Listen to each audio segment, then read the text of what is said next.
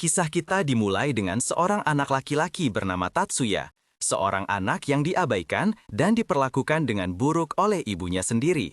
Ini semua karena aura magis yang dimilikinya sejak lahir sangatlah lemah. Ibunya bahkan sudah berkali-kali mencoba untuk mengakhiri hidupnya, bahkan sebelum dia sempat dilahirkan, karena yakin sihirnya yang lemah akan membawa aib bagi keluarga. Tapi segalanya berubah kawan di hari ulang tahunnya yang keempat. Hari itu, ibunya memutuskan untuk memulai sebuah operasi sihir besar-besaran yang terlarang. Sebuah ritual ilegal yang dirancang untuk mengubahnya menjadi anak terkuat di dunia. Tujuannya adalah untuk meningkatkan potensi magisnya, mengubah sifat kemampuannya, dan mendorong kekuatannya hingga batas absolut. Namun, hal-hal seperti itu bisa saja lepas kendali. Kita melihat Tatsuya, tokoh utama kita, terbaring ketakutan di ruang operasi, memohon agar mereka melepaskannya, tapi tidak ada yang peduli sama sekali. Tak lama kemudian, dia mendapati dirinya di penjara, diperlakukan seperti tikus laboratorium, seperti seorang pelayan, dan dirantai oleh keluarganya sendiri. Mereka memanfaatkannya sebagai pengawal pribadi keluarga, dan dari sinilah kisah sejatinya dimulai. Akhirnya, dia berhasil mengembangkan kemampuan magisnya. Dia mendapatkan kendali atas sihir paling kuat di dunia. Sihir yang begitu mengerikan hingga dia mampu membangkitkan orang mati. Namun, dia merahasiakan semua ini dari keluarganya. Ibu dan kerabatnya terus memperlakukannya dengan kejam dan penuh penghinaan, menganggapnya sebagai anak yang tidak berharga dan tidak berdaya. Saat bepergian dengan pesawat, mereka akan menempatkannya di kursi yang bahkan lebih rendah dari kelas ekonomi, memalukan, sempit, dan tanpa makanan, sementara anggota keluarga lainnya terbang dengan mewah, menikmati makanan dan minuman terbaik. Kita melihat Tatsuya berdiri di samping tumpukan koper, menunggu dengan tenang saat yang lain turun dari pesawat. Saat itulah saudara perempuannya, Miyuki, melihatnya. Dia begitu sombong sehingga tidak tahan mengakui adanya hubungan darah di antara mereka. Melihat hal itu, ibu mereka berkata kepadanya, "Jangan repot-repot Tatsuya, Tatsuya tidak lebih dari seorang pelayan bagi kita." Kemudian salah satu pelayan rumah, Honami Sakurai, muncul, menyambut keluarga dan mempersilahkan mereka masuk ke dalam mansion. Saat mereka berjalan, Miyuki berkomentar betapa indahnya cuaca dan meminta izin ibunya untuk berjalan-jalan. Ibunya setuju, tetapi dengan satu syarat aneh, Tatsuya harus menemaninya. Miyuki jelas tidak senang, tetapi tetap patuh. Saat dia berjalan-jalan di taman, dia mulai merenung. Meskipun Tatsuya adalah saudara kandungannya, dia tidak pernah benar-benar menganggapnya sebagai saudara. Di tengah lamunannya, Tatsuya tiba-tiba menariknya mundur, tepat pada waktunya untuk mencegahnya menabrak 3 orang tentara. Orang-orang ini mulai melecehkan Miyuki, mencoba menyentuhnya, tetapi Tatsuya tidak tinggal diam. Dia dengan tenang menarik Miyuki ke belakangnya dan meminta orang-orang itu pergi tanpa menimbulkan masalah. Salah satu tentara menganggap itu sebagai penghinaan dan memutuskan untuk memberinya pelajaran, melancarkan pukulan kuat ke arah Tatsuya. Tapi kejutannya luar biasa. Tatsuya dengan mudah menahan pukulan itu, mengejutkan semua orang, termasuk Miyuki. Tentara itu terhuyung mundur dan bersiap melepaskan rentetan serangan, namun Tatsuya berhasil menghindar dan menangkis semuanya. Kemudian, dia mendaratkan satu pukulan yang membuat pria itu pingsan seketika.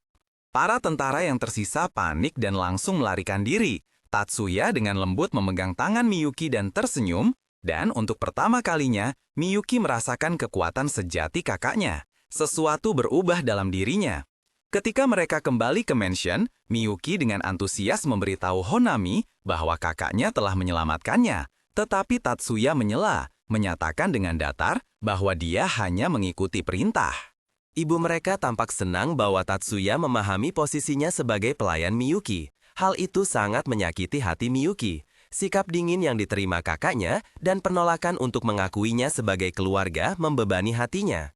Kemudian, Honami datang untuk memberitahu Miyuki bahwa ibu mereka sakit dan dia harus menghadiri perjamuan kerajaan untuk menggantikannya. Miyuki setuju dan bersikeras agar Tatsuya menemaninya. Saat keduanya berada di dalam mobil, Honami mengamati dari kejauhan dengan sedih, berharap kedua saudara itu bisa dekat kembali suatu hari nanti. Mereka tiba di perjamuan di mana paman mereka sudah menunggu. Seperti biasa, Tatsuya diabaikan sementara Miyuki diperkenalkan kepada para tamu. Sepupu-sepupunya mendekat dan bertanya tentang Tatsuya. Ketika mereka melihatnya, mereka berlari untuk menyapanya dengan hangat. Ayah mereka sangat marah melihat putra-putranya memperlakukan orang buangan yang terhina seperti Tatsuya dengan begitu akrab, sementara mengabaikan pewaris sah keluarga. Tapi kemudian sesuatu yang luar biasa terjadi. Tatsuya tersenyum untuk pertama kalinya. Ini sangat mengganggu Miyuki. Tatsuya belum pernah tersenyum padanya seperti itu. Belakangan kita mengetahui bahwa keluarga Tatsuya adalah klan sihir terkuat di seluruh Jepang. Namun mereka memperlakukannya seperti orang rendahan yang tidak berharga karena sihirnya yang lemah. Sejak kecil, Miyuki telah menyaksikan perlakuan buruk ini dan itu telah membentuk cara dia sendiri memperlakukannya. Beberapa minggu berlalu. Suatu hari, Miyuki berada di atas kapal, mengambil foto pemandangan yang indah. Dia meminta kakaknya untuk berfoto bersamanya. Awalnya, dia menolak, sampai Miyuki menjadikannya sebuah perintah. Dia setuju, dan ibu mereka juga mengizinkannya. Tepat sebelum foto diambil, Miyuki tersenyum. Tiba-tiba, kapal mulai bergerak tak menentu dan dengan kecepatan tinggi. Kapten muncul dan memberitahu mereka bahwa sebuah kapal selam sedang mengejar mereka dan telah meluncurkan 2 misil. Dan disinilah kekuatan sejati Tatsuya muncul sekali lagi. Dia mengangkat tangannya dan dengan mudah menghentikan misil-misil itu, membongkar dan menghancurkannya. Miyuki diam-diam bertanya-tanya bagaimana kakaknya bisa menggunakan sihir tanpa chat, alat yang diandalkan semua penyihir untuk mengaktifkan kekuatan mereka. Adegan beralih ke pertemuan antara Komandan Angkatan Laut dan Ibu Tatsuya. Dia meminta maaf, mengatakan anggarannya tidak cukup untuk menyelidiki serangan misil itu. Ibunya dengan tenang meyakinkannya untuk tidak khawatir.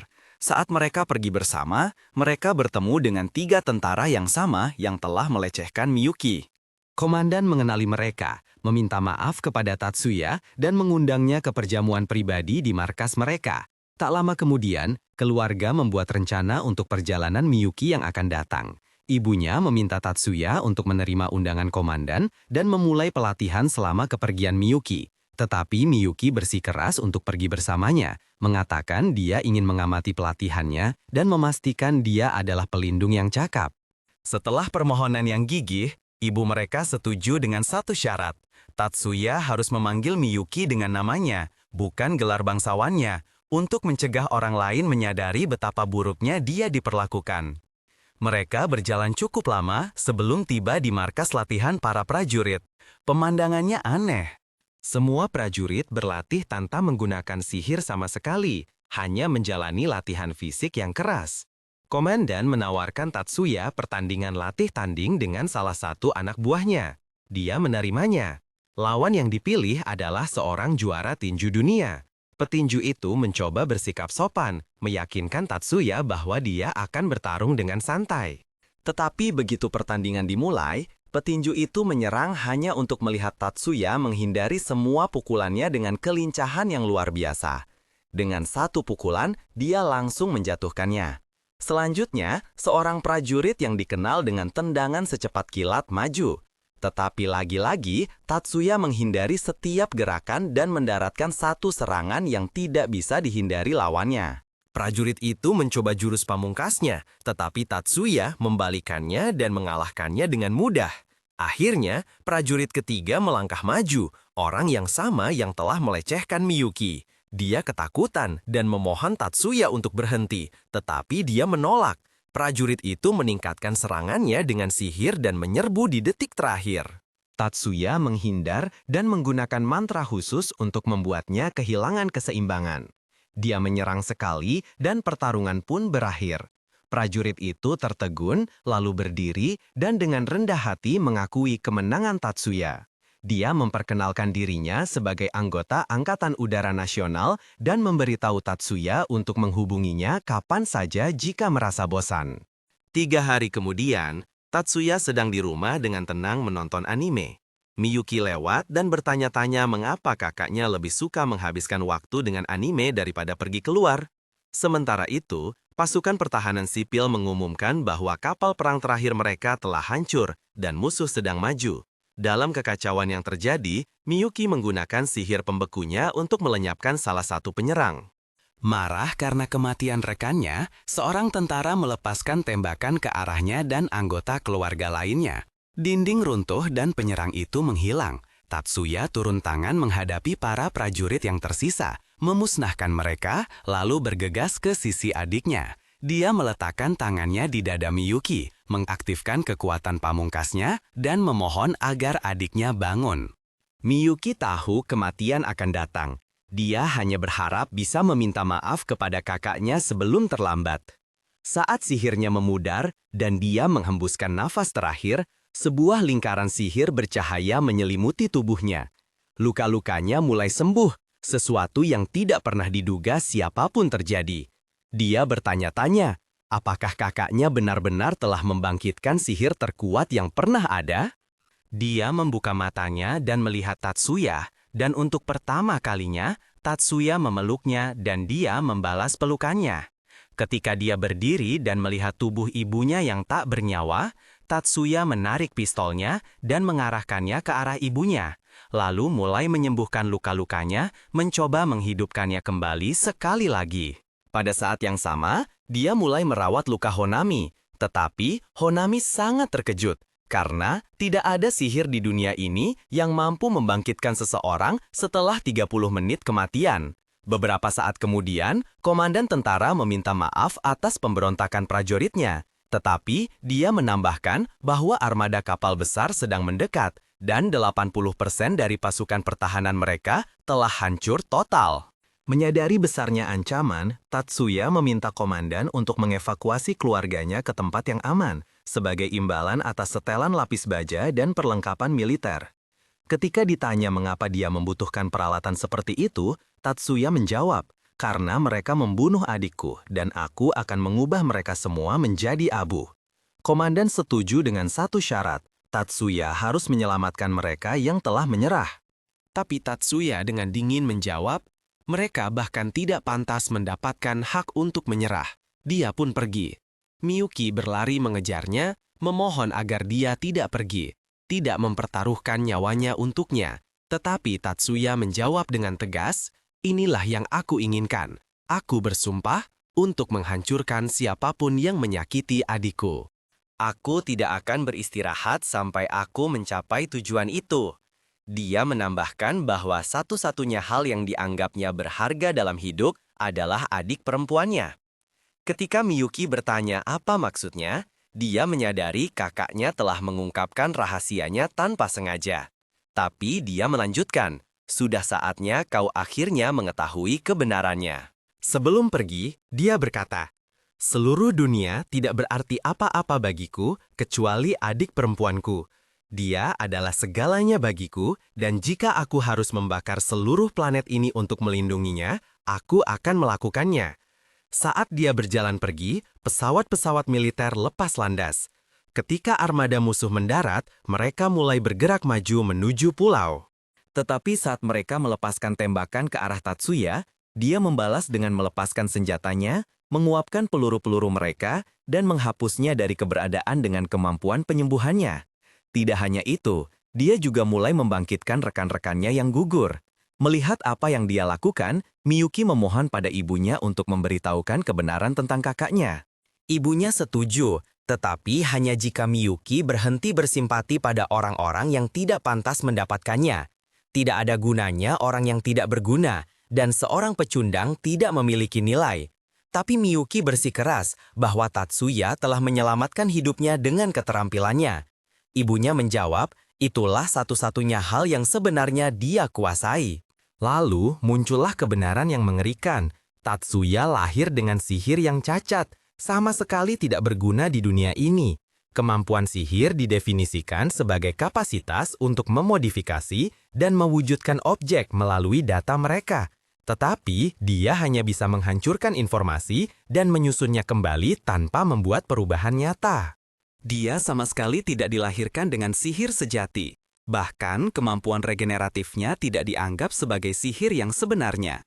Itulah mengapa Miyuki sering bertanya-tanya, apakah kekuatannya adalah sebuah keajaiban. Ibunya terus menjelaskan bahwa tidak ada yang mempertahankan nilainya di dunia ini kecuali mereka bisa menggunakan sihir. Dan karena itu, 7 tahun yang lalu, sebuah rencana dieksekusi untuk menjadikannya seorang penyihir buatan. Dia menjalani operasi terlarang di mana wilayah awan sihir Miyuki ditanamkan ke dalam otaknya.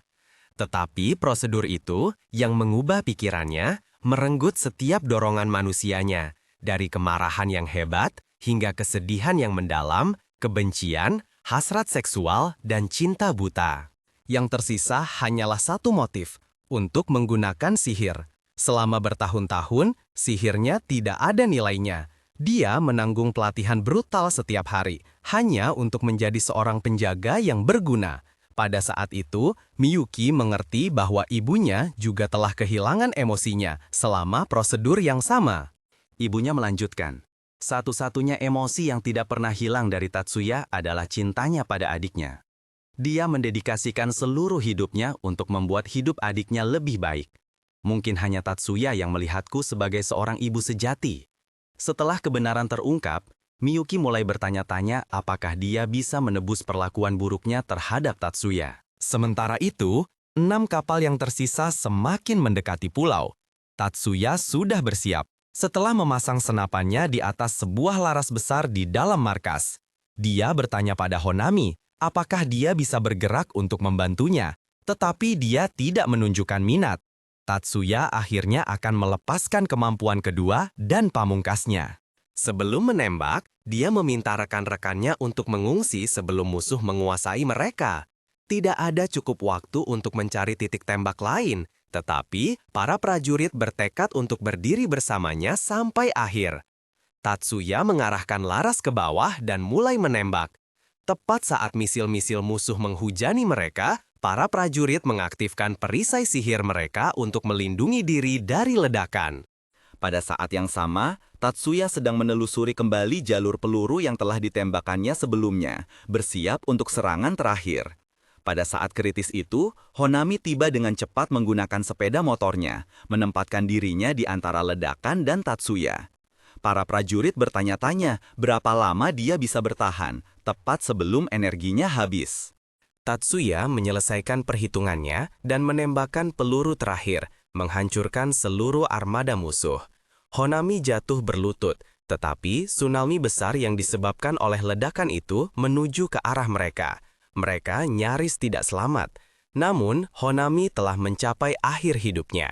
Dia memberitahunya bahwa misinya sebagai AI selalu untuk melindungi keluarganya, dan sekarang dia akhirnya telah memenuhi janji itu. Ketika Tatsuya mencoba memperpanjang hidupnya, dia menolak. Aku tidak pernah sekalipun memiliki kebebasan untuk memilih apapun dalam hidupku, katanya. Tapi kali ini, satu-satunya hal yang bisa kupilih adalah di mana aku mati. Itulah sebabnya, aku akhirnya bisa mati sebagai manusia, bukan sebagai alat yang diciptakan oleh manusia. Dia memohon padanya untuk memenuhi satu keinginan terakhir ini. Kemudian, dia menutup matanya dan tidak pernah membukanya lagi. 3 tahun setelah insiden Okinawa, Tatsuya memutuskan untuk melanjutkan pendidikannya. Dia mendaftar di sekolah menengah sihir pertama. Di sana, dia bertemu dengan seorang siswa tahun pertama yang memperkenalkan dirinya sebagai Mayumi, ketua dewan siswa, dan menawarkan untuk membantunya berkeliling sekolah. Tatsuya memperhatikan CAD-nya dan menyadari bahwa dia bukan hanya seorang ketua biasa. Dia memperkenalkan dirinya, tetapi dengan sopan menolak tawarannya. Selama upacara penerimaan, dia mengamati bahwa para Bloom, siswa elit, duduk di depan, sementara para Wheat, mereka yang dianggap paling lemah, didorong ke belakang. Tanpa ragu, dia tahu di mana tempatnya. Tak lama kemudian, seorang gadis kecil berkacamata meminta untuk duduk di sebelahnya. Dia memperkenalkan dirinya sebagai Mizuki, dan temannya adalah Erika. Tapi Tatsuya tidak bisa menyembunyikan keterkejutannya melihat penampilan Erika yang acak-acakan. Dia tampak seperti mobil usang yang tidak ada nilainya. Ketika pidato ketua berakhir, Miyuki tiba untuk menyampaikan pidatonya. Tapi bagi Tatsuya, kata-katanya tidak berarti dan dia tidak tahan untuk tinggal sampai akhir. Malam itu, ketika Miyuki mencoba membuatkannya kopi, dia menyadari tidak ada seorang pun di sekolah yang pernah melihatnya sebelumnya. Pikiran itu membuatnya kesal dan dia mulai membekukan dapur karena marah. Tapi Tatsuya turun tangan tepat pada waktunya, menenangkannya, mengingatkannya bahwa tidak ada yang menginginkannya mendaftar sejak awal, jadi dia tidak pernah mengharapkan apapun dari mereka. Keesokan paginya, mereka berlari menuju lapangan latihan. Setibanya di sana, seorang pria mencoba menyergap Tatsuya, tetapi dia membalas, membuatnya terbang dan menendang penyerang lain di udara, merespons serangan mereka dengan sempurna. Pada saat itu, instruktur mereka muncul di hadapan Miyuki, mencibir, "Kenapa wajahmu muram di dojo pedangku?" Kemudian, dengan senyum sinis, dia menambahkan, "Biarkan aku tunjukkan bagaimana pedang benar-benar digunakan." Dia mengundangnya untuk menyerangnya, tetapi Tatsuya melangkah maju, menyatakan, "Berhentilah menjadi begitu kotor dan menjijikan." Instruktur itu bersumpah untuk memberinya pelajaran. Ketika pertarungan dimulai, Tatsuya menyadari adanya penghalang tak terlihat, tetapi instruktur menyerang lebih dulu, mendaratkan rentetan pukulan dan menendangnya menjauh. Namun, Tatsuya mendarat dengan anggun, cukup untuk membuat instruktur tercengang.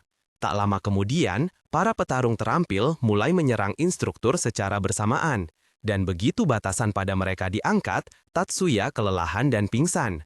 Miyuki mencoba membantu, tetapi menyadari gaunnya kotor. Dia dengan cepat mengaktifkan teknik sihir yang mengembalikannya ke kebersihan dan bentuk yang sempurna. Keesokan harinya di sekolah, Mizuki dan Erika memperhatikan betapa cepatnya Tatsuya menggunakan komputer. Dia memberitahu mereka bahwa dia sedang merekam perkuliahan. Hal ini membuat seorang siswa baru bernama Leo terkesan, yang memperkenalkan dirinya dan menjelaskan bahwa sihir ilmiahnya berspesialisasi dalam penguatan sistem konvergen. Ketika Leo bertanya kepada Tatsuya tentang keahlian sihir ilmiahnya sendiri, Tatsuya hanya menjawab, "Aku tidak punya, tapi aku berniat menjadi seorang insinyur sihir." Setelah bel berbunyi, guru masuk ke kelas. Namun Tatsuya bingung dengan penampilan instruktur baru. Dia lebih mirip biarawati daripada seorang guru.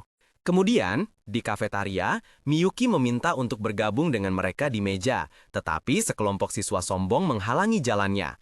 Pemimpin mereka, Morisaki Shun, menyarankan agar mereka makan siang bersama, tetapi segera menghina siswa lain, menyebut mereka wit yang tidak berharga dan tidak punya tempat di sini.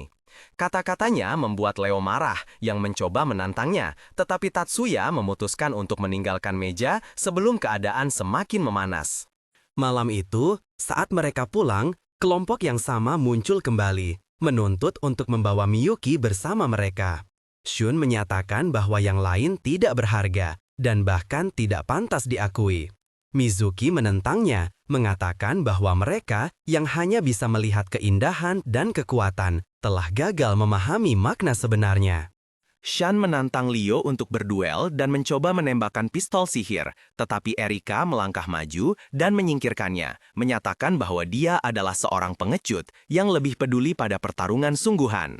Anggota kelompok lain mencoba menggunakan kekuatannya, tetapi tiba-tiba seorang gadis muncul dan mengaktifkan sihir gelapnya, menjatuhkan semua orang dalam sekejap. Pada saat itu, Mayumi tiba dan menyatakan bahwa menyerang orang lain dengan sihir adalah kejahatan. Kemudian, Mari, kepala komite disipliner, muncul dan memerintahkan semua orang untuk mengikutinya agar mereka dapat dihukum karena melanggar peraturan sekolah. Tatsuya mencoba menjelaskan bahwa dia telah meminta para Bloom untuk mengungkapkan kekuatan mereka dan tidak menyangka keadaan akan lepas kendali. Mari skeptis, tetapi tidak punya bukti untuk menyangkal klaimnya. Miyuki mengatakan itu semua hanya kesalahpahaman dan meminta maaf. Untuk meredakan ketegangan, Mayumi juga memutuskan untuk melepaskannya, memperingatkan mereka untuk tidak menggunakan sihir tanpa pengawasan lagi, karena itu melanggar kebijakan sekolah. Mari setuju untuk menutup masalah ini tetapi berjanji akan mengawasi Tatsuya dengan ketat. Saat mereka pergi, Shun memberitahu Tatsuya bahwa dia tidak akan pernah mengakuinya, bahkan jika dia menyelamatkan hidupnya berulang kali. karena dia percaya dia lebih pantas bersama Miyuki. Setelah kembali ke rumah, dua siswa dari kelompok Bloom mendekati mereka dan meminta maaf atas masalah yang mereka sebabkan. Honoka, gadis yang menggunakan sihir gelap, berterima kasih kepada Tatsuya karena telah menutupi kesalahan mereka dan mencegah mereka dikeluarkan. Mereka meminta untuk berjalan bersama para wit ke stasiun. Yang lain terkejut dengan sikap ini, bertanya-tanya apakah Honoka benar-benar salah satu dari kaum Bloom yang terhormat. Kemudian, saat mereka berjalan di jalan, Honoka bertanya pada Miyuki bagaimana dia mengkalibrasi CAD-nya. Miyuki menjawab bahwa Tatsuya adalah seorang ahli dalam CAD dan bisa menyetelnya dengan presisi. Erika yang percaya Tatsuya adalah pria sejati, bertanya apakah dia bisa memeriksa perangkatnya, tetapi dia menganggapnya lebih tidak berguna daripada wajahnya dan menyuruhnya berhenti bermain sebagai korban. Keesokan harinya, Mayumi meminta Tatsuya dan Miyuki untuk berbicara dengannya saat makan siang. Setibanya di ruang dewan siswa, Mayumi menjelaskan bahwa setiap tahun, seorang siswa baru ditawari kursi di dewan dan dia menawarkannya kepada Miyuki. Namun, Miyuki justru menominasikan Tatsuya, memuji kinerjanya yang unggul dalam ujian dan bersikeras bahwa dia adalah seorang jenius dibandingkan dengannya. Dia menyarankan agar mereka berdua bergabung dengan dewan. Pada saat itu, Mari menyebutkan bahwa sebuah kursi di komite disipliner masih kosong dan mengatakan Tatsuya akan menjadi kandidat yang cocok. Mayumi segera mendukung nominasi tersebut. Bel berbunyi dan Mari mengusulkan agar mereka bertemu nanti di ruang latihan sihir. Erika memulai dengan mengaktifkan sistem dan mengarahkan perangkat pada kecepatan yang dianggapnya ideal. Ketika giliran Tatsuya, dia merasa temponya terlalu lambat, yang membuatnya kecil hati dan mempertanyakan kinerjanya. Setibanya di kantornya hari itu, dia mulai mempertimbangkan untuk menolak posisi itu, merasa tidak pantas. Tepat pada saat itu, dia bertemu dengan wakil ketua dewan siswa yang berpenampilan jelek. Tatsuya merasa kesal, tetapi melewatinya, menyapa Miyuki dengan sopan, meskipun berpikir wajah pria itu lebih buruk dari kubis.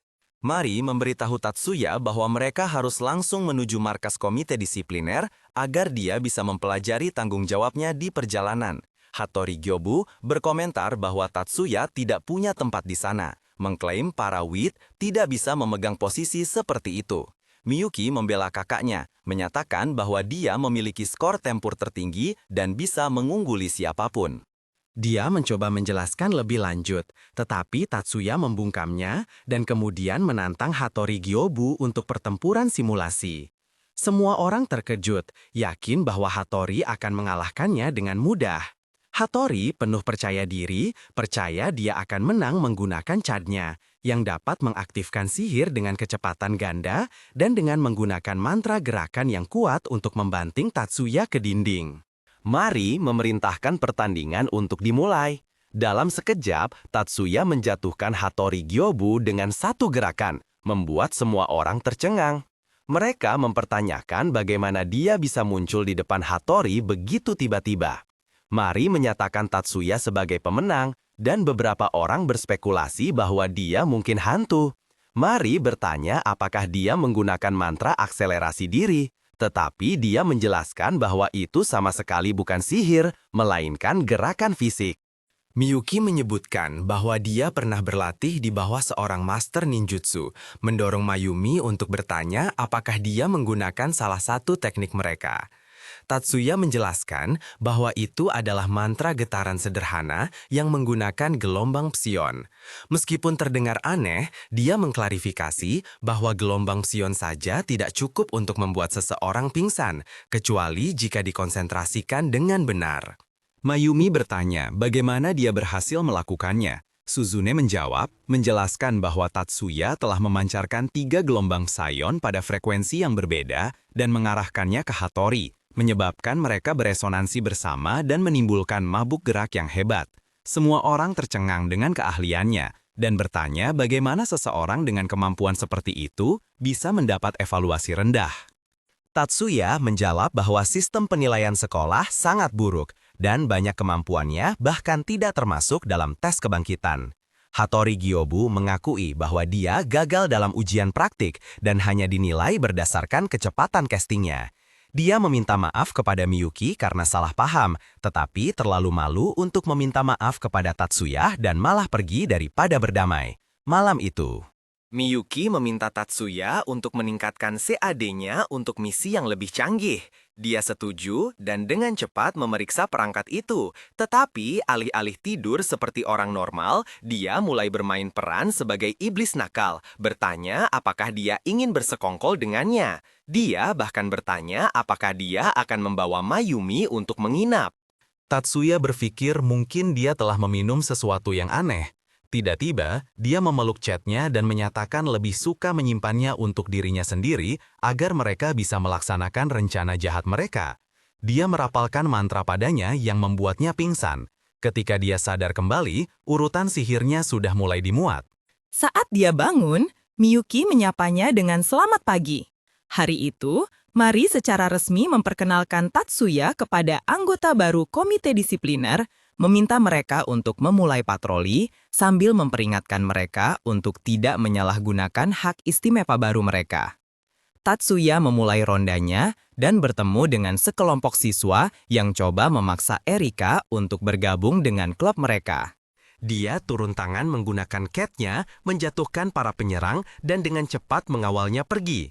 Erika mengakui bahwa dia tidak suka sendirian, jadi mereka pergi bersama ke klub kendo. Di sana mereka melihat dua tim berdebat tentang ruang latihan.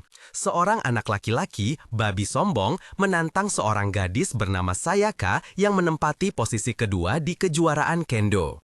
Dia mengklaim tidak akan menggunakan sihir, tetapi gadis itu menyebutnya pecundang pembohong, mengatakan dia tidak bisa mengalahkannya tanpa curang.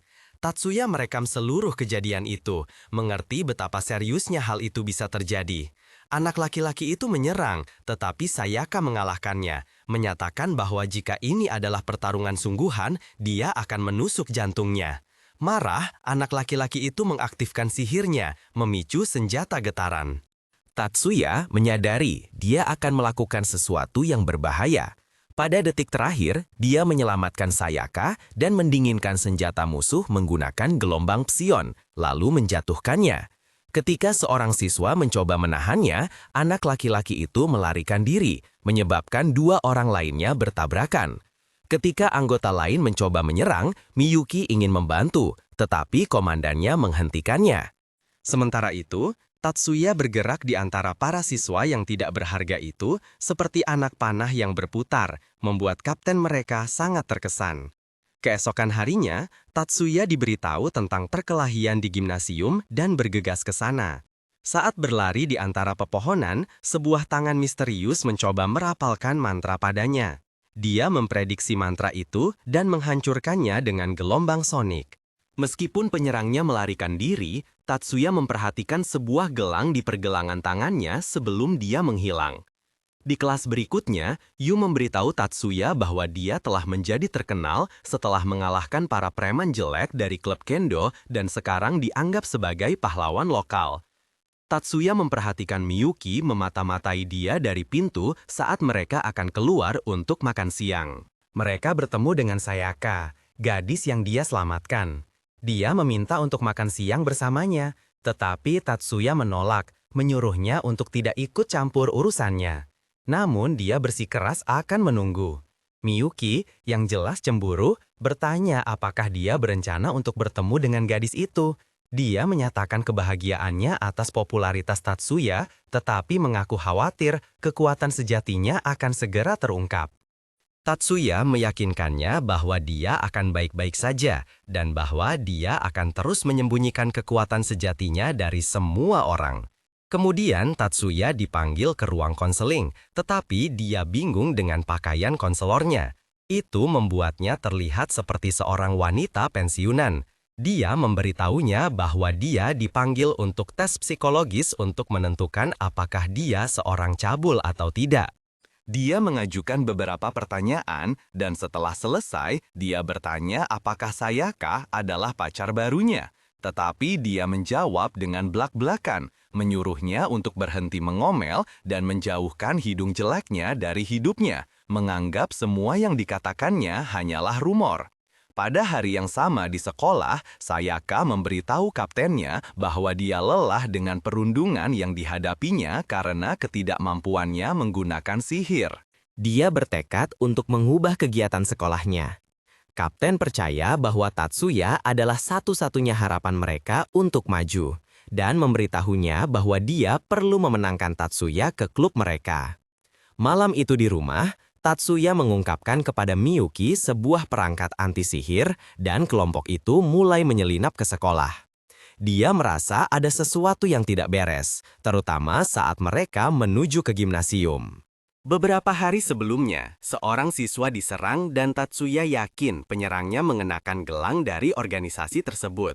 Miyuki bertanya apakah kelompok anti-sihir itu bermaksud menghancurkan kota.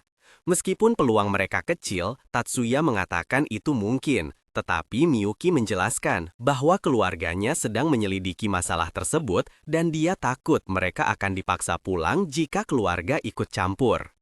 Tatsuya meyakinkannya bahwa dia akan menangani organisasi rahasia itu sebelum keadaan menjadi tidak terkendali. Beberapa hari kemudian, Tatsuya sedang bersiap untuk tes baru ketika sistem diaktifkan. Sistem mulai mengukur output sihirnya. Dia mendapati outputnya melebihi 900 mili per detik, yang membuatnya merasa putus asa untuk meningkatkan keterampilan praktisnya. Sore itu di kafetaria, Sayaka mendekatinya dan mengatakan dia ingin menuntut perlakuan yang lebih baik bagi siswa kursus 1 jika dia setuju untuk bergabung dengan klub mereka. Tapi Tatsuya tidak yakin, memintanya untuk mengklarifikasi apa sebenarnya yang ingin diubah. Dia memberitahunya bahwa Nibo telah mencoba mereformasi sekolah sepenuhnya, tetapi Sayaka tampak bingung dan tidak yakin tentang apa yang sebenarnya penting. Dia memberitahunya bahwa satu-satunya keinginannya adalah lulus dan menjalani kehidupan yang sederhana. Kemudian pada hari itu, kelompok rahasia Sayaka mengumumkan sistem baru, menyatakan bahwa mereka akan berjuang untuk kesetaraan di sekolah. Mereka menuntut untuk bernegosiasi dengan Dewan Siswa dan mengancam akan menghancurkan sekolah jika tuntutan mereka tidak dipenuhi. Ketika Tatsuya dan Miyuki mencapai ruangan itu, mereka mendapatinya telah dibentengi. Tatsuya segera menelepon Sayaka dan memberitahukan bahwa komite disipliner siap untuk bernegosiasi.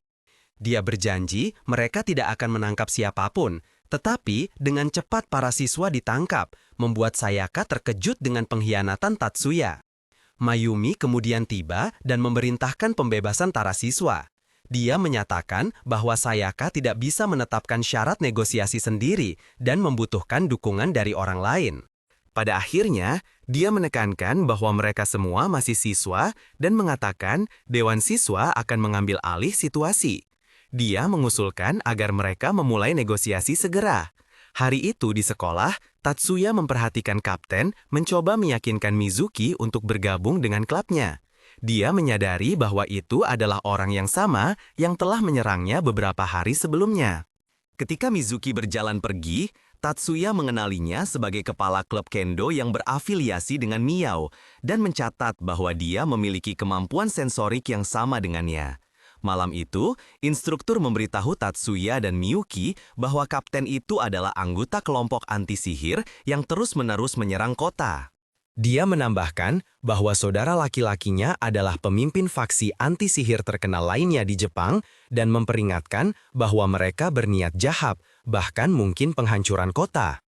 Pada hari debat, orang-orang misterius meninggalkan sebuah mobil di luar sekolah dan melarikan diri sebelum ada yang melihat mereka. Di dalam aula, perwakilan klub kendo mulai menuduh sistem sekolah bias terhadap pengguna sihir, tetapi Mayumi melihat anak itu sebagai orang yang delusi dan menjelaskan bahwa komite tidak memiliki wewenang untuk mengubah segalanya di sekolah. Dia berjanji untuk mengubah aturan yang mencegah siswa kursus 2 bergabung dengan Dewan Siswa. Ketika dia mengatakan itu, para siswa mulai bertepuk tangan. Itu adalah pidato yang menginspirasi. Tetapi klub kendo menyadari bahwa satu-satunya kesempatan mereka untuk berhasil telah hilang. Tiba-tiba, ledakan mengguncang aula. Anggota faksi sihir mencoba melarikan diri, tetapi komite menangkap mereka tepat pada waktunya. Kemudian, gas air mata dilepaskan di aula, diikuti oleh asap, tetapi Hattori Gyobu berhasil menyegalnya dengan mantra dan melemparkannya keluar. Beberapa saat kemudian, 3 pria masuk ke aula hanya untuk mulai tercekik saat Mari memampatkan setiap napas di paru-paru mereka sampai mereka menyerah. Lebih banyak orang datang dan mulai menghancurkan sekolah. Tatsuya menawarkan untuk mengamankan gedung, dan semua orang mulai berpikir kematian mungkin lebih baik daripada kehilangan segalanya. Mari memerintahkan semua orang untuk segera mengungsi. Sementara itu, Leo sedang melawan musuh ketika salah satu dari mereka mencoba memicu ledakan sihir. Miyuki menghentikan mantra di bawah kaki mereka, lalu meluncurkan mereka ke udara dan membanting mereka ke tanah. Leo mengagumi penampilannya, dan Erika merasa mereka sekarang berada di atas angin. Ketika Tatsuya bertanya tentang sisa tim, penasihat yang menyamar muncul dan mengatakan tujuan sebenarnya dari para penyerang adalah perpustakaan. Auditorium hanyalah sebuah pengalih perhatian. Dia menjelaskan bahwa Sayaka telah bekerja sama dengan orang-orang itu, tetapi dia mengklarifikasi bahwa tindakannya adalah hasil dari manipulasi. Mereka telah menipunya, dan dia telah mencoba untuk menaklukkan iblis dalam dirinya. Begitu mereka menyadari seseorang telah melarikan diri menuju perpustakaan, mereka semua bergegas mengejarnya. Pada saat itu, para penyerang sedang menyerang siswa, tetapi Leo melancarkan mantra dan melemparkan salah satu dari mereka jauh-jauh. Miyuki terkesan dengan keahliannya, dan Tatsuya memberitahunya bahwa Leo telah menggunakan mantra peningkatan diri. Dia kemudian meminta Leo untuk menuju ke perpustakaan. Pada saat itu, Tatsuya mengaktifkan kemampuan baru dan memindai seluruh bangunan, menunjukkan lokasi penyerang dengan presisi. Erika melesat maju dan menarik senjatanya. 2 pria muncul di hadapannya. Dia memukul satu dan menjatuhkan yang lain. Ketika pria ketiga muncul dan mencoba menghalanginya, dia menyatakan akan melawannya sendirian. Kemudian, Miyuki mengangkat Tatsuya ke udara dengan mantranya, memungkinkannya terbang melewati tembok. Dia mengaktifkan perangkat itu dan memasuki ruang pribadi yang terhubung dengan Sayaka. Sayaka ragu-ragu, bertanya-tanya apakah dia melakukan hal yang benar, saat dia melihat orang-orang misterius mencoba mencuri data sihir sekolah. Tapi sebelum mereka bisa menyalin apapun, pintu terbuka dan Tatsuya menghancurkan peralatan mereka dengan satu sinyal. Ketika salah satu dari mereka mencoba menembakkan senjatanya, Miyuki membekukan lengannya seketika. Tatsuya memberitahu Sayaka bahwa kesetaraan sejati tidak ada di dunia ini, dan dia hanya membiarkan dirinya ditipu dan membuat pilihan yang buruk. Tapi Sayaka bersikeras niatnya murni dan bertanya-tanya mengapa Tatsuya tidak menjadi marah pada dunia seperti dirinya. Miyuki memberitahunya bahwa Tatsuya jauh lebih cerdas darinya dan bahwa dia selalu pantas dihormati, bukan hanya diminta. Sayaka merasa kasihan pada dirinya sendiri, berpikir dia lemah, menyedihkan, dan tidak berguna. Tatsuya memberitahunya bahwa dia selalu melihat dirinya sebagai inferior dan takut mengambil tanggung jawab atas tindakannya sendiri. Masih terkejut, salah satu pria itu berteriak padanya, yang mengaktifkan cincinnya dan mengganggu sihir Miyuki, tetapi Tatsuya dengan mudah mengalahkan mereka semua. Si babi itu mencoba melarikan diri, dan Miyuki berniat untuk menghabisinya, tetapi Tatsuya memintanya untuk membiarkannya pergi, mengatakan bahwa Erika sedang menunggu di luar untuk menyelesaikannya sendiri. Ketika Sayaka bertemu Erika yang berambut merah, dia memperkenalkan dirinya dan mengatakan dia pernah melihatnya di turnamen kendo.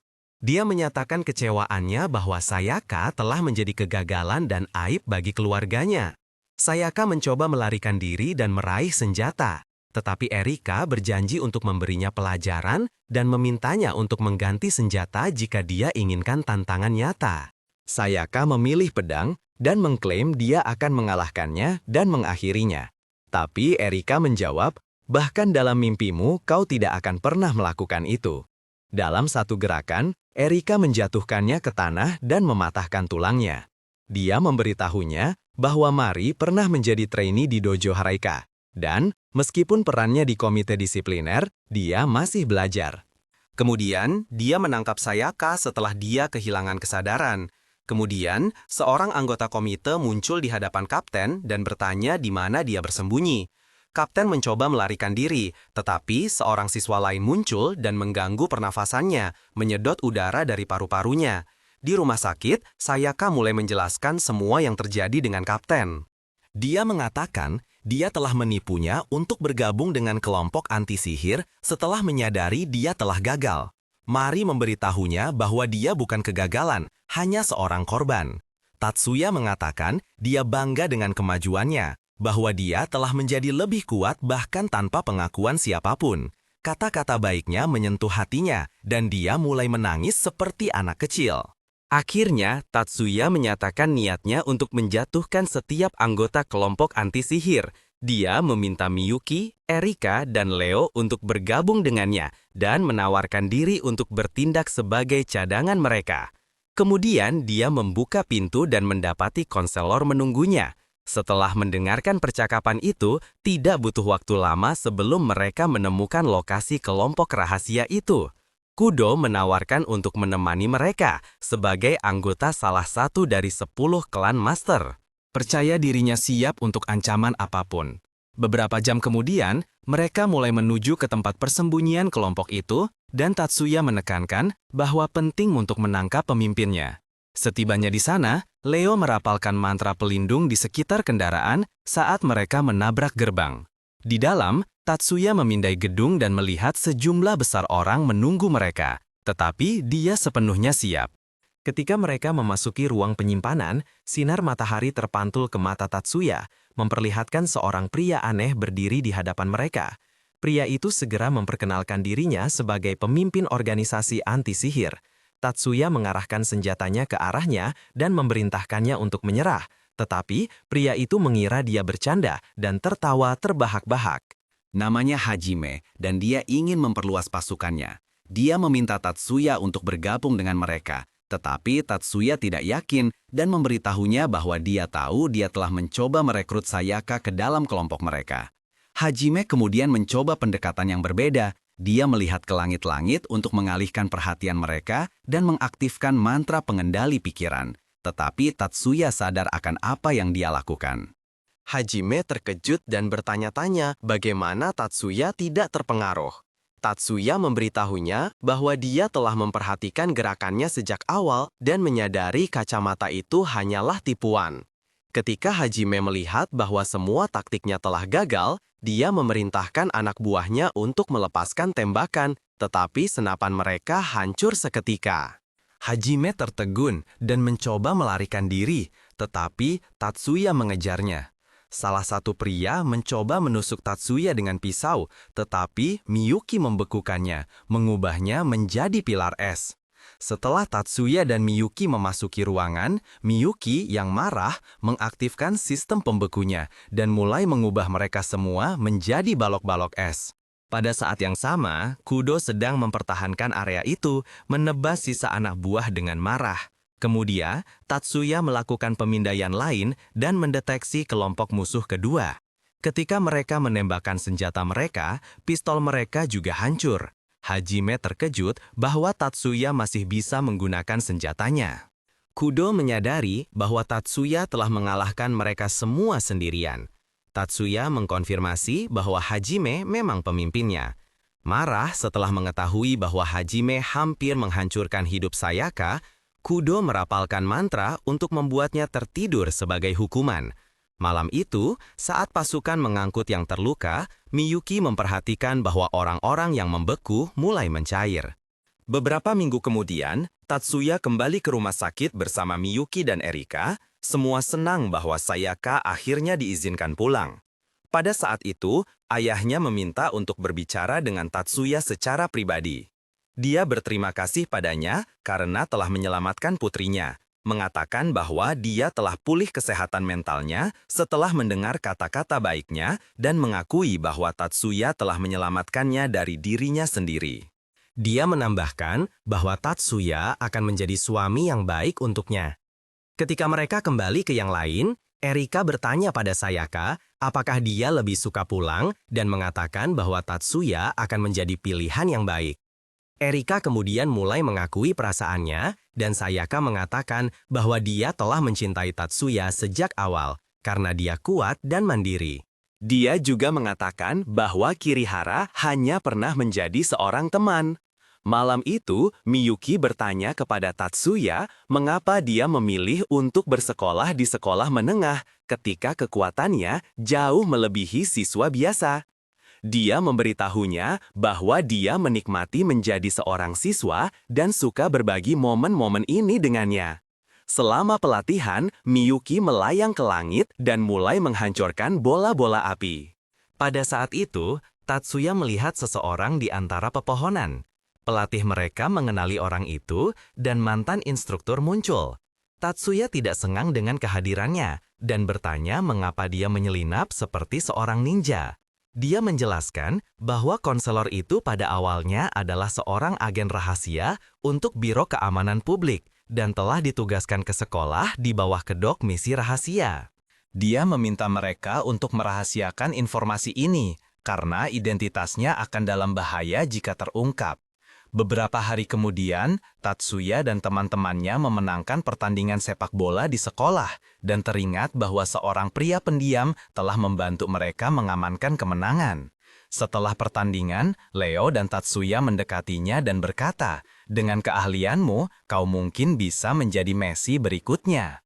Tetapi Masaki mengira mereka berlebihan dan mengatakan dia bahkan tidak yakin apakah dia akan masuk ke Akademi Muda, meskipun dia senang telah mendapatkan teman baru.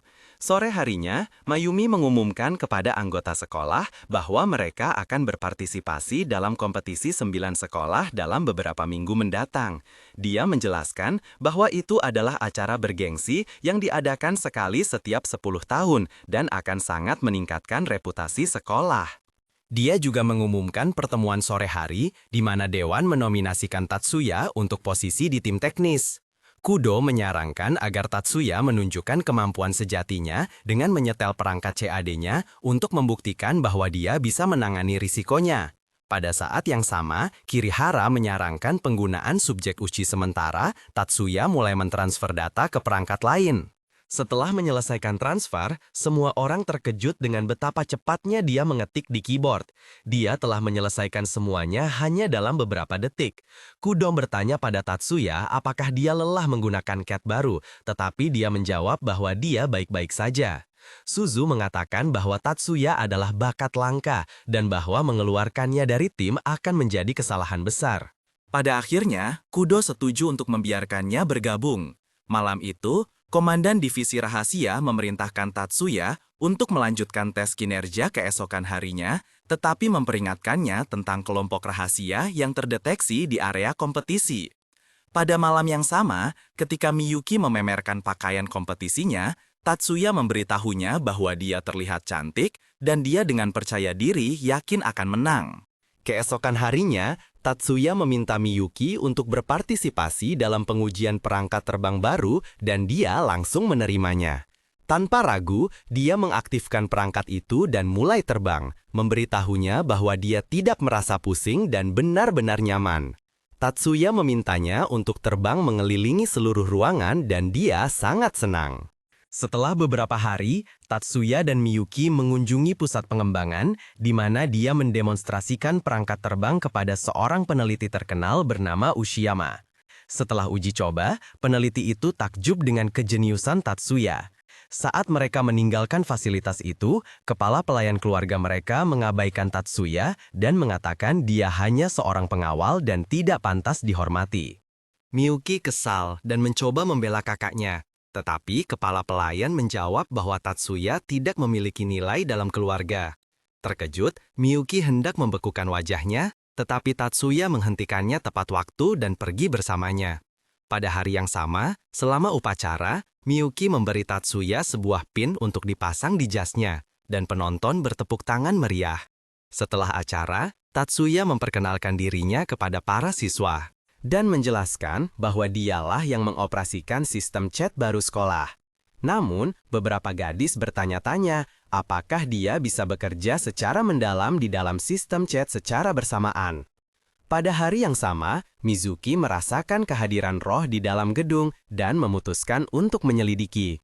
Dia memasuki sebuah ruang kelas dan menemukan Mikihiko mencoba memanggil banyak roh yang mulai melayang di sekelilingnya.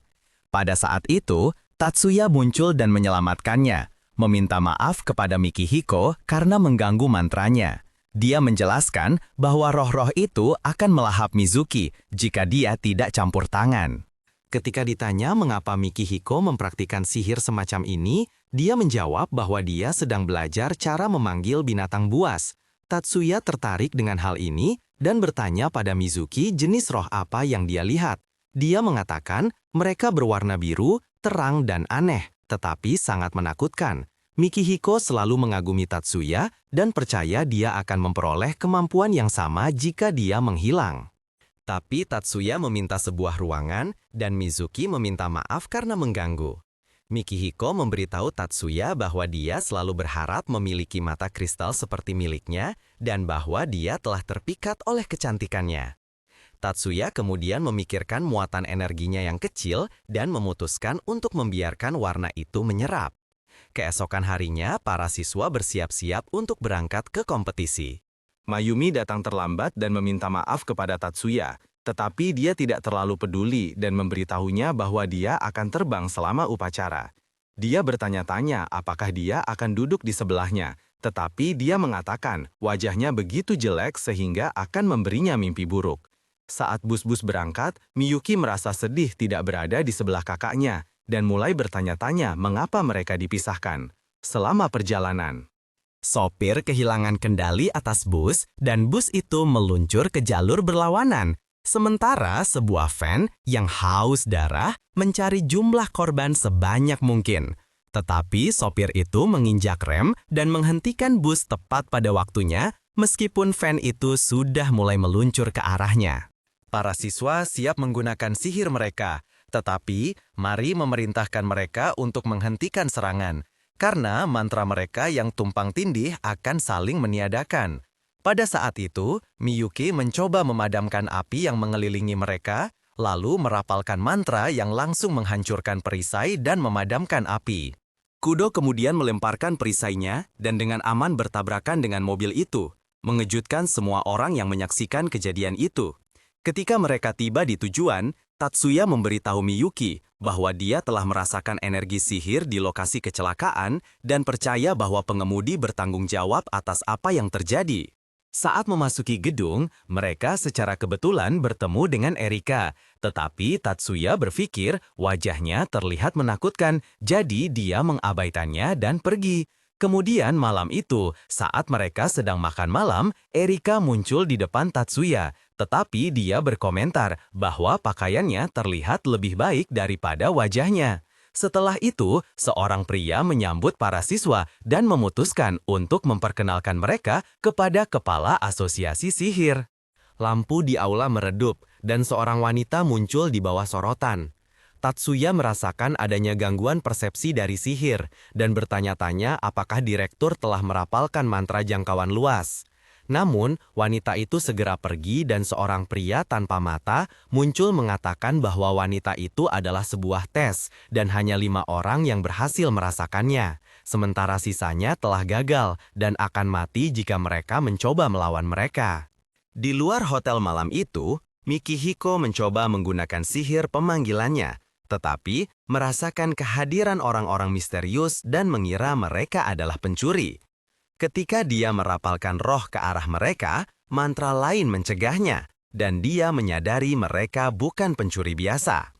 Dia berlari kembali ke hotel, tetapi merasa sangat lemah karena telah kehilangan sebagian besar kekuatannya dalam insiden sebelumnya. Pada saat itu, Tatsuya teringat bagaimana dia pernah mengalahkan orang-orang berpangkat tinggi tanpa menggunakan sihir dan memutuskan untuk mengejar mereka. Ketika dia menemukan bahwa orang-orang itu merapalkan mantra berbasis cahaya dan senjata mereka hancur oleh sambaran petir yang kuat, dia senang melihat wajah terbalik di hotel. Setelah menyadari betapa lamanya waktu yang dibutuhkan untuk mengaktifkan mantra Mikihiko, dia memutuskan untuk mendukungnya. Tatsuya menghancurkan senjata orang-orang itu sendiri dan terlibat dalam pertempuran sengit dengan mereka. Setelah pertempuran berakhir, petugas itu berbicara dengannya tentang Mikihiko, mengatakan bahwa perjuangan yang dihadapinya mirip dengan apa yang telah dilalui Tatsuya. dia telah berurusan dengan penerimaan diri, tetapi Tatsuya menjawab bahwa dia tidak sedang menjalankan penitipan anak, dan Mikihiko bisa mengatasi masalahnya sendiri. Keesokan harinya, kompetisi dimulai. Tatsuya tahu bahwa Mari yakin dia akan menang, tetapi Erika percaya dia hanya pamer sementara salah satu gadis terbang menyebabkan kekacauan. Mari tetap tidak terpengaruh. Dia mengaktifkan mantranya dan berselancar di atas ombak dengan kecepatan luar biasa. Dia memberitahu Tatsuya bahwa dia telah mengaktifkan sihir yang ditingkatkan dan mengendalikan beberapa teknik sekaligus yang membantunya mempertahankan keseimbangan dan meningkatkan keterampilannya di papan selancar. Kemudian, Tatsuya menghadiri pertemuan pribadi di mana petugas memberitahunya bahwa orang-orang misterius yang mereka temui adalah bagian dari organisasi rahasia yang disebut Grup Naga, dan bahwa mereka berencana untuk memulai perang. Dia menyatakan harapan bahwa kebenaran akan segera terungkap. Keesokan harinya, Tatsuya tiba di arena untuk perempat final dan melihat Mayumi melangkah ke atas panggung untuk menghadapi lawannya. Saat lampu hijau menandakan dimulainya pertandingan, mereka mulai menembak. Tetapi Mayumi 3 kali lebih cepat dan mencetak 100 poin sempurna, mengamankan kemenangan. Ketika Mayumi bertanya kepada Tatsuya apakah dia bisa membantunya, dia memberitahunya bahwa dia sibuk dan punya banyak orang untuk diajak bekerja sama. Malam itu, Erika mengunjungi Tatsuya di hotel dan bertanya apakah dia bisa mencoba penemuannya. Dia memberitahunya bahwa penampilannya tidak cocok dan malah menyerahkan kotak itu kepada Leo untuk mengujinya. Leo memutuskan untuk mencoba senjata itu, mengaktifkan mantra yang membelah pedang dan menurunkannya melalui udara sebelum mengambilnya kembali. Dia terkesan dengan pedang itu dan mengatakan itu membutuhkan sihir yang ditingkatkan untuk memperpanjang kekuatannya. Tatsuya menjelaskan bahwa kekuatan pedang itu akan bertambah panjang dan ada medium tak terlihat yang membuatnya tetap terhubung. Keesokan harinya, sebuah acara baru dimulai. Mari meluncur ke air dan melihat pesaing terdekatnya mendekat dengan cepat. Saat pesaing kehilangan kendali, dia terpeleset dari papannya dan terbang ke arah Mari. Mari mencoba menghindarinya, tetapi papan itu menabraknya dan dia terlempar keluar dari air. Malam itu, Mari bangun di rumah sakit, dan Mayumi memberitahunya bahwa dia mengalami patah tulang rusuk saat jatuh dan telah ditahan oleh sebuah mantra. Mari mengatakan papanya tiba-tiba jatuh tepat sebelum insiden itu, dan Mayumi menganggapnya tidak biasa. Tatsuya mengatakan bahwa seseorang dari luar telah menyerang Mari menggunakan sihir dan bertanya-tanya bagaimana cara mengungkap pelakunya, mencatat bahwa banyaknya penyihir dalam kompetisi membuatnya sulit untuk melewati prosedur keamanan. Pada malam yang sama, Mayumi memberitahu komite bahwa hanya 2 kompetisi utama yang tersisa dan satu-satunya cara untuk menang adalah dengan menang di keduanya. Dia menekankan bahwa kinerja yang buruk dalam 2 acara itu akan membuat mereka kehilangan tempat pertama, terutama karena salah satunya memberikan lebih banyak poin daripada yang lain. Mereka memutuskan untuk meninggalkan acara-acara kecil dan fokus pada yang utama untuk meningkatkan peluang kemenangan mereka. Mayumi memberitahu Miyuki bahwa semua harapan mereka ada padanya di acara terakhir, dan Tatsuya percaya dia memiliki kesempatan nyata. Dia memberitahunya bahwa dia akan berhasil. Keesokan harinya, Shizuki memasuki acara spesialnya dan mulai menembak target, akhirnya mencetak 100 poin sempurna. Setelah pertandingan, Suzune memberitahu Mayumi bahwa anak laki-laki kalah lagi, memperkuat reputasi mereka sebagai pecundang. Suzune kemudian mulai meledakkan semua target dengan cepat mencapai skor sempurna lainnya dan teman-temannya merayakan kemenangannya. Mayumi berterima kasih kepada Tatsuya atas bantuannya, tetapi dia memintanya untuk berterima kasih kepada para siswa sebagai gantinya. Keesokan harinya, sebelum kompetisi dimulai, Tatsuya bertemu Honoka di arena. Dia memberitahunya bahwa dia ada di sana untuk membantunya. Honoka mulai bersiap dan mengatakan dia telah menemukan trik untuk membantunya menang. Karena para peserta tidak diizinkan menggunakan sihir satu sama lain, mereka semua memakai pelindung matahari. Ketika balapan dimulai, Honoka mengaktifkan mantranya dan memproyeksikan cahaya terang ke wajah para pembalap, menyebabkan mereka kehilangan keseimbangan. Dia memanfaatkan kesempatan itu, melesat maju dan mencapai garis finish. Dia kemudian berterima kasih kepada Tatsuya atas dukungannya dan mulai menangis, mengatakan itu adalah pertama kalinya dalam hidupnya dia benar-benar merasa berhasil. Malam itu di hotel, Miyuki mengetahui bahwa anak laki-laki kalah lagi. Jika penampilan mereka terus seperti ini, mereka akan dianggap bertanggung jawab atas kegagalan tim.